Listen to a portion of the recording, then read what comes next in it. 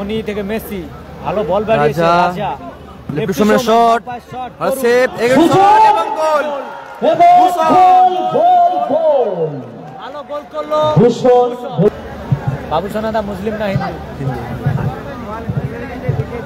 বাবু সোনা রিপন এবং lovely goal Ripon goal করলো রিপন একদিকে ভূষণ অপর দিকে রিপন গোল সংখ্যা 1-1 লাদেন থেকে নাসিম নাসিম সেরা গোল সেরা ওয়ান্ডারফুল গোল মিস্টার নাসিম